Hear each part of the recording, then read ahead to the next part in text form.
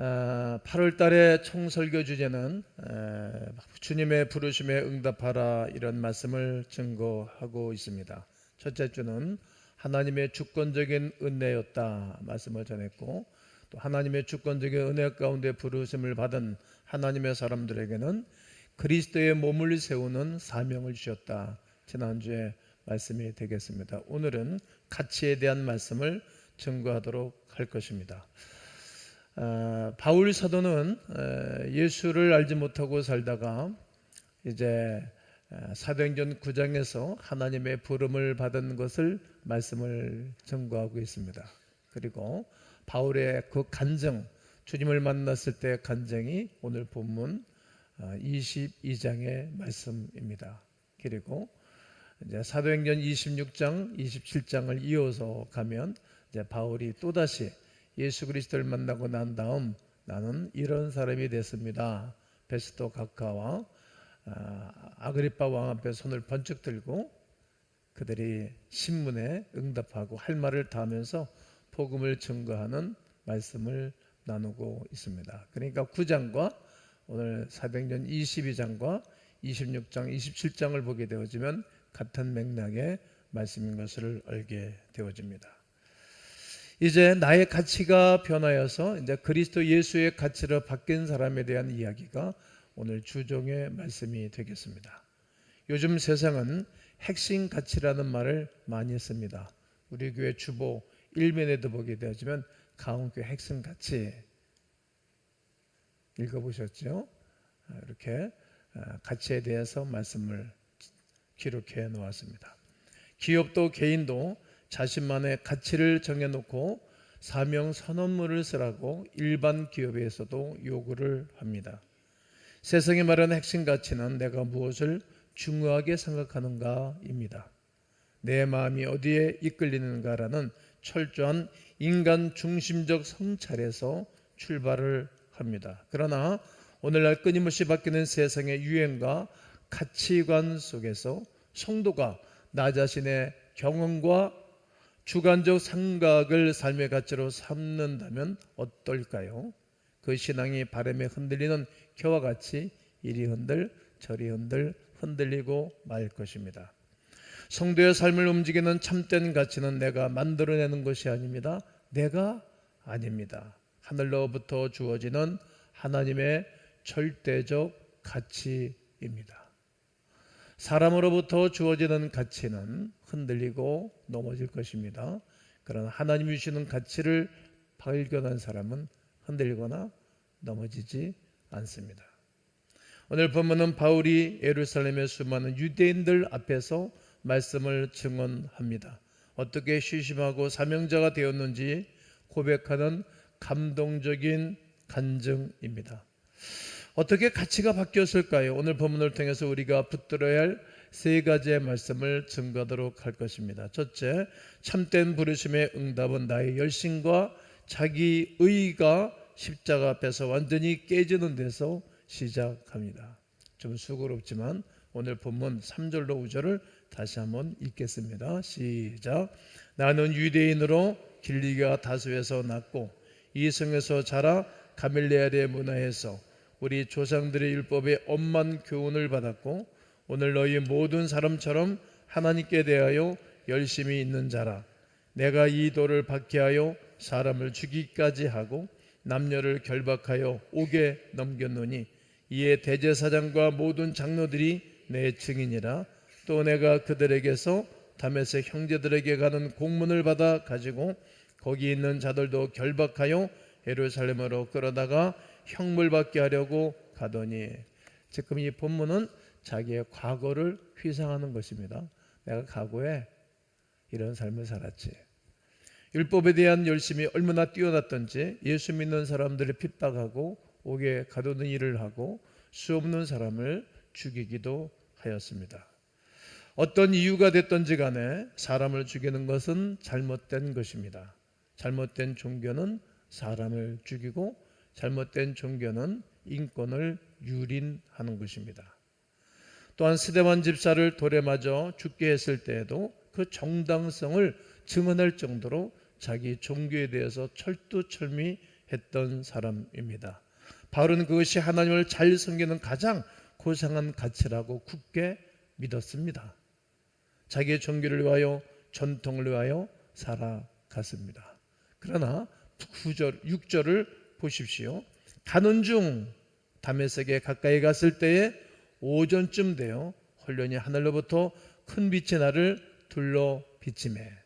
그가 다메섹으로 가던 시간이었습니다. 정오쯤 되었을 때 혼련이 급하고 강한 바람 같은 것이 임하듯이 빛이 그에게 비쳤습니다. 그리고 그가 눈이 멀어버리고 말았습니다. 그리고 주님의 음성을 듣게 됐습니다. 사울아, 사울아, 네가 어찌하여 나를 박해하느냐. 분명히 예수 믿는 사람들을 오게 가두고 예수 믿는 사람들을 핍박했는데 왜 나를 핍박하느냐, 이런 말을 하신 것입니다.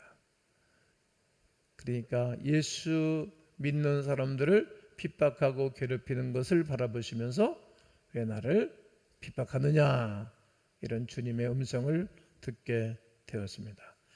이 말씀에 큰 은혜를 받았습니다. 이제 바울은 큰 사랑을 받게 된 것입니다.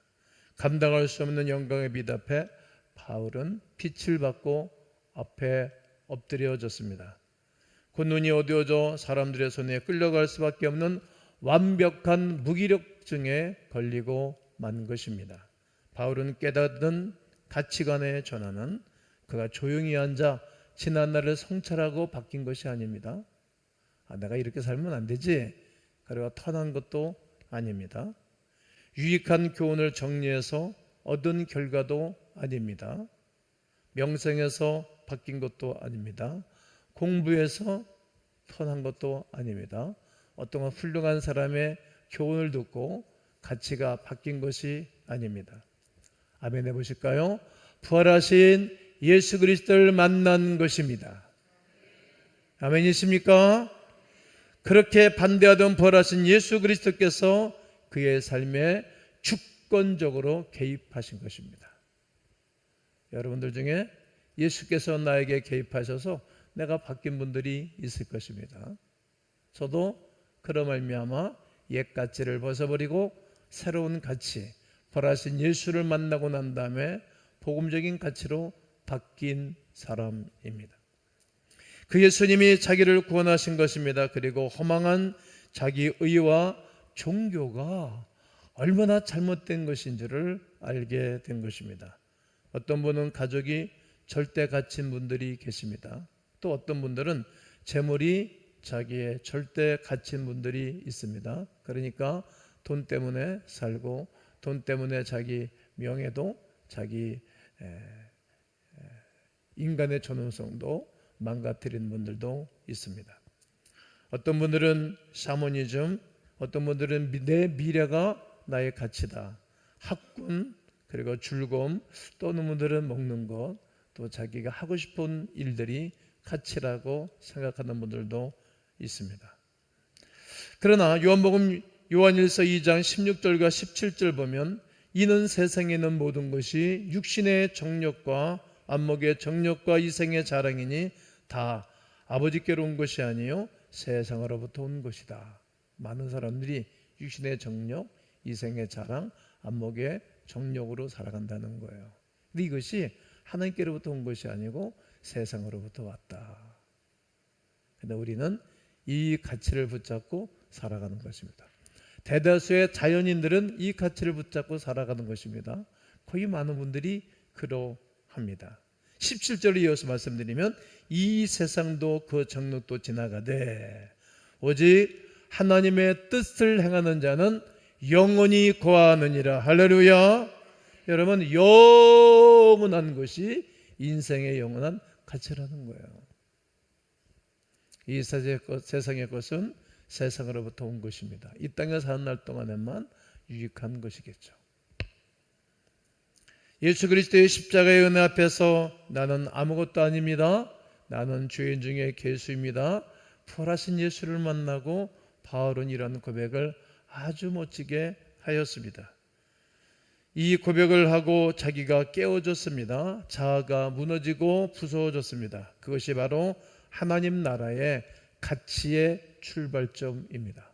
나는 여러분과 제가 이 하나님의 나라의 가치로 새로운 출발하면 좋겠습니다. 할렐루야. 나의 깨어진 자리에 돌아오는 것은 예수 그리스도라는 절대적 가치입니다.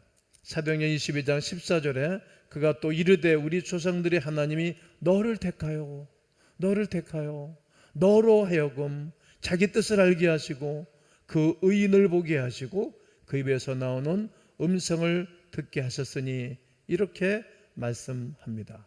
누구를? 바울을 택한 것입니다. 바울을 택한 것처럼 이 사람을 택해 주셨고 여러분을 택해 주신 것입니다. 엄청 놀라운 일입니다.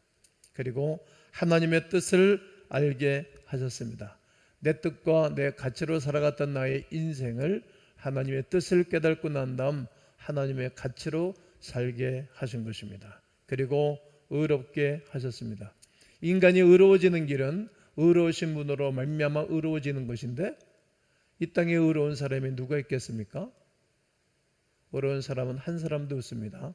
모든 사람들이 죄를 범하였음에 하나님의 영광에 이르지 못한 것입니다. 의로우신 분은 오직 예수, 죄 없고 흠없는 분 한 분뿐이십니다. 그분을 통해서 우리는 의로워지는 것입니다.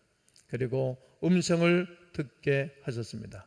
하나님께서 바울에게 음성을 들려주셨고 정확하게 하나님의 음성을 듣고 그는 변화되었던 것입니다. 오늘 설교자인 김동기 목사를 통하여서 여러분들에게 주의 음성이 들려지기를 주의 이름으로 축복합니다. 바울은 예수님을 만난 후 인간의 행위나 율법의 의로는 결코 구원을 받을 수 없다는 철두철미한 하나님의 은혜를 깨닫게 되었습니다. 그래서 어느 날 그는 빌립보 교회를 행해서 이 편지를 썼습니다. 그러나 무엇이든지 내게 유익하던 것을 내가 그리스도를 위하여 다 해로 여길 뿐더러 오늘 찬송 인도자의 마지막 엔딩송 아니겠어요? 아주 찬송을 코디를 잘했습니다. 이 본문입니다. 8절에 또한 모든 것을 해로 여기면 내 주 그리스도를 아는 지식이 가장 고상하기 때문이라. 내가 그를 위하여 모든 것을 잃어버리고 배설물로 여기면 그리스도를 얻고 바울이 그토록 자랑스럽게 이겼던 자기의 가문, 자기의 종교, 자기의 지식, 자기가 알고 있던 모든 것들이 너무 부끄러웠던 거였어요. 그러니까 그리스도를 얻고 난 다음에는 이런 모든 것들을 배설물로 여겨 흘려보냈다, 버렸다라고 고백하는 것입니다. 오직 예수 그리스도를 알고 그분과 연합하여 사는 것만이 인생에서 비교할 수 없는 하나의 절대적 가치임을 알게 된 것입니다. 오직 예수, 부활하신 예수를 만나면 그분과 함께 절대적 가치를 발견하게 되는 것입니다. 우리가 잘 아는 웨스트민스터 소유문답 1문은 성도가 붙들어야 할 가장 핵심적인 가치에 대해서 명확하게 정의합니다. 사람이 첫째 되는 목적이 무엇인고? 사람이 첫째 되는 목적은 하나님을 영화롭게 하는 것과 영원토록 그를 즐거워하는 것입니다. 하나님을 영화롭게 해드리는 것. 그분이 나를 지으셨고 나를 부르셨고 은혜를 주셨고 의롭게 하셨고 그리고 영화로운 하나님의 길을 걷게 하셨기 때문에 그분을 영화롭게 하는 것입니다. 그리고 그분을 영원토록 즐거워하는 것입니다. 성도에게 이미 성경이 선포한 절대적 가치가 있습니다. 고린도전서 10장 31절을 다 함께 읽겠습니다. 시작. 그런즉 너희가 먹든지 마시든지 무엇을 하든지 다 하나님의 영광을 위하여 하라. 한 번 더 읽겠습니다. 시작.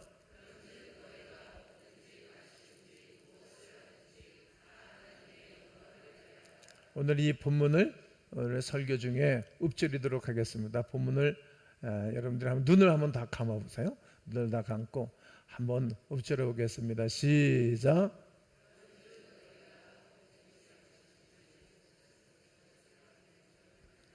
아멘. 이제 눈을 뜨셔요. 또 이제 눈 감은 김에 또 계속 주무실까봐 겁나네. 그런즉 너희가 먹든지 마시든지 무엇을 하든지 다 하나님의 뭘 위해서 하라? 영광을 위해서 하라. 그렇게 살고 계시죠? 그것이 이제 부활하신 예수를 만나고 난 다음에 가치가 바뀐 사람들의 삶이에요. 내가 사는 목적이 예수 그리스도를 영화롭게 해드리는 것으로 완전히 바뀔 때 우리는 세상에 흔들릴 수 없는 진짜 알짜배기 성도로 살아갑니다. 그러면 이렇게 한번 따라해 보셔요. 주여, 예수 그리스도를 위한 절대적 가치를 붙잡고 살게 하옵소서. 복음의 절대적 가치를 소유한 사람은 복음의 증인으로 살아가는 사명을 받습니다. 15절과 21절을 읽어드리면, 그러므로 누구든지 우리 온전히 이룬 자들은 이렇게 생각하지니, 이렇게 온전히 이룬 사람들은 이렇게 생각한다는 거예요. 사람이 생각을 해야 마음도 먹고 행동을 하지 않습니까? 생각하는데 만일 어떤 일에 너희가 달리 생각하면, 달리 생각할 수 있잖아요. 여러 가지를. 그러나 하나님이 이것도 너희에게 나타내시리라. 달리 생각한 것도 나타나서 깨닫게도 하고, 잘못 생각하고 사는 것은 깨닫게 해서 바르게 가기도 한다는 거예요. 또 그냥 주님이 그냥 두고 다른 사람을 통해서 알게도 하고. 그러니까 너희가 인생을 살면서 성각자들에게 찾아가서 물어보라 이렇게 말하잖아요. 그럼 너희에게 갈 길을 지도하고 가르쳐 줄 것이다 말씀하는 것입니다. 21절에 그는 만물을 자기에게 복종하게 할 수 있는 자의 역사로, 만물을 복종하게 하신 분이 하나님 아니겠습니까? 우리의 낮은 몸을 자기의 영광의 몸의 형체와 같이 변하게 하시리라. 우리 낮은 몸을 영광스러운 주님의 몸으로 변화할 수 있게 한다는 거예요. 우리가 끊임없이 변화하는 사람들의 삶이 얼마나 아름다운 사람인지 몰라요. 제가 이제 지난주 중에도 아주 귀하신 분을 만났는데, 그분은 내가 이제 내 인생을 살아가면서 그분이 나의 벤치마킹 하는 거예요. 그분을 이제 본받는 거예요. 저보다 꼭 10살이 위이신데 이분을 만나면 보고 배우는 게 있어요. 그분을 통해서 변화하는 거예요. 근데 우리를 아주 아름답게 변화하게 하시는 분은 오직 예수, 그분의 역사와 행적이 성경에 기록되어 있는 것입니다. 그래서 늘 말씀을 읽고 묵상하는 것입니다. 말씀 한 절을 붙잡고 계속 읊조리는 것입니다. 제가 읊조리는 말씀들이 굉장히 많습니다. 계속 운전을 하고 다니면서 눈 뜨고 운전하니까 그리고 계속 읊조리는 거예요. 그 말씀이 나에게 힘이 되고 생수처럼 기쁨을 주고 담대함도 주시는 것입니다. 과거 바울의 가치관은 세상에 자기 이름을 날리고 싶어 했습니다. 유대 사회의 지도자로 성공하는 것입니다. 최고의 성공 자리로 가려고 그러면 그 그룹이, 그 모임이, 그 회가 요구하는 것을 해야 되는 것입니다. 그러니까 사람을 죽이기까지 하는 거죠. 얼마나 애쓰고 노력하고 힘들게 인생을 살았는지 모릅니다. 타소, 그의 고향입니다. 가멜리알, 세상에서 성공적인 삶을 추앙하는 그런 자리입니다. 다메섹에서 예수 만났어요. 예수는 교회를 통해서 만나고 복음을 통해서 만나요. 예수 만난 사람을 통해서 예수님을 만나게 되어집니다. 예수 만나면 온전한 가치를 붙잡게 됩니다. 그리고 그가 아라비아 강에 가서 3년 동안 행적이 없어요. 거기 가서 경건의 시간을 가졌어요. 이토록 영적인 훈련을 잘 받은 사람은 자기 영혼을 지켜내요. 그리고 옆에 있는 사람을 도와준다고. 그 옆에 있는 사람은 도와줄 뿐만 아니라 많은 사람들에게 선한 영향을 끼치는 것입니다. 나이가 먹어갈수록 더 큰 영향력을 끼칠 수 있는 사람으로 바뀌어져 가는 것입니다. 그리고 예루살렘에 회의가 있을 때, 총회가 있을 때 바울에 대해서 논쟁거리가 생겼어요. 저 사람이 사도냐 아니냐. 왜냐하면 사도는 예수님에게 보고 배운 사람들이 사도인데 사도라 그러니까, 그럴 때 변론을 하게 되어지는 것입니다. 그러니까 예루살렘 총회는 이런저런 논쟁이 있었을 때 자기 건으로 일어났지만 다른 사람들의 권유와 변화된 모습을 바라보면서 그의 논쟁이 끝났어요. 그러니까 우리가 변화된 자의 모습을 바라보고 나에 대한 논쟁이 끝나는 거예요. 그리고 이제 바울은 복음을 증거하는 사람으로 완전히 바뀐 것입니다. 다메섹에서 부활의 주님 만난 이후에 그의 인생 가치는 어떻게 하면 이방인들에게 저 예수 그리스도의 복음을 전할 것인가? 이 가치로 완전히 변화됐습니다. 완벽하게 재창조되었습니다. 바울은 이 복음의 절대적 가치를 위해서 때로는 옥에도 갇혔습니다. 우리가 복음을 전가하다 옥에 갇힌 사람들 우리 교인들은 거의 없잖아요. 옥에 갇혔어요. 그러니까 다른 사람들은 잠자고 그런 시간에 바울은 혼자 밤에 철야기도 하고 철야하면서 찬송하는 것입니다. 주님이 찾아오셨습니다. 수없이 매도 많이 맞았습니다. 3번 파산했습니다. 잠도 못 잤습니다. 왜냐하면 늘 시끄럽기 때문에. 바울 옆에는 복음을 듣기 위해서 온 사람들이 있었지만 바울을 붙잡으러 온 사람들이 있었어요. 그러나 또 도망갔어요. 저 사람들이 지금 잘못된 걸 알았어요. 왜냐하면 자기가 그렇게 살았기 때문에, 거기서 빠져나왔기 때문에. 그러니까 그들을 불쌍히 여기고 긍휼히 여기면서 그들을 품어냈던 것입니다. 그리고 추웠습니다. 헐벗는 고난을 당했습니다. 육신적인 고통이 그에게는 굉장히 많았습니다. 그러나 그는 단 한 번도 후회하지 않았습니다. 단 한 번도 실망하지도 않았습니다. 단 한 번도 낙심하지 않았습니다. 왜냐하면 세상의 성공이라는 가치보다 십자가 예수 그리스도의 증언으로 살아가는 사명의 가치가 비교할 수 없을 만큼 영광스럽고 존귀하다는 위대한 사실을 그는 알았기 때문입니다. 깨달았기 때문입니다. 우리 인생을 알고 인생의 깊이를 깨닫게 되어지면 육신의 고통쯤은 누구든지 이겨냅니다. 미래 장래를 내다볼 줄 아는 사람은 지금 좀 피곤해도 피곤한 것을 말하지 않습니다. 그리고 실망하지도 않습니다. 그것이 가치를 발견한 자의 삶이었기 때문입니다.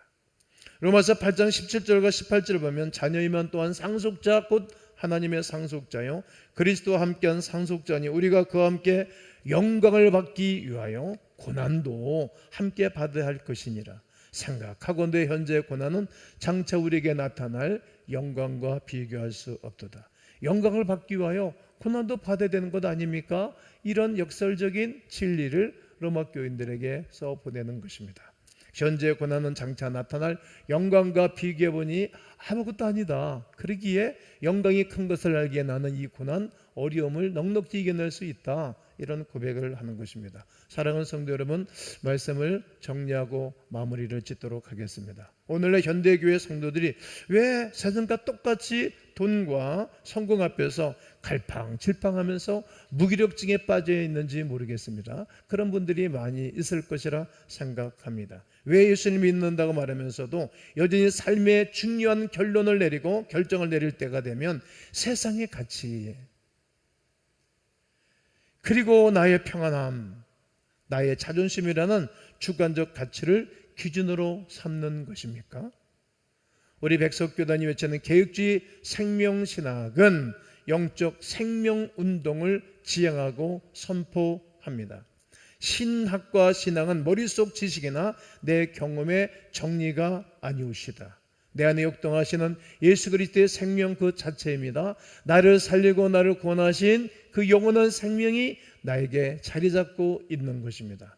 예수의 생명이 내 안에 살아 움직일 때 썩어져가는 세상의 가치관을 무너뜨리고 오직 예수의 복음만이 인생의 절대적 가치인 줄을 알아 이 가치 가운데 모든 이들과 함께 스크랩을 짜고 이 땅을 살아가는 것입니다. 이 복음의 절대적 가치 앞에 나는 여러분과 제가 온전히 응답하시면 좋겠습니다. 그것이 성도의 삶이고 길이기 때문입니다. 그렇게 살기 원하신다면 이번 한 주간 우리가 실천해야 할 강력한 적용을 결단하고 실천하셔야 됩니다. 이번 한 주간 동안 모든 결정 앞에서 복음적 절대 가치 필터를 통과시키십시오. 하던 일을 잠시 멈추고 또 눈도 지그시 감으면 좋겠죠. 웨스터 민스터 신앙고백 1분을 한번 묵상하면 좋을 것이라 생각합니다. 하나님, 이 결정이 진정으로 하나님을 영화롭게 하며 하나님을 즐거워하는 일입니까? 나의 이기적인 유익이 아니라 오직 예수 그리스도의 생명과 복음을 나타내는 길입니까? 정리를 해봐야 됩니다. 그리고 하나님 앞에 나의 열심과 의가 십자가 앞에서 깨지고 변화받으십시오. 그리고 하나님을 만나면 모든 것이 해결됩니다. 변화받는 길은 오직 예수 그리스도의 절대적 가치뿐입니다. 하나님 나를 선택하셨습니다. 그리고 뜻을 알게 하셨습니다.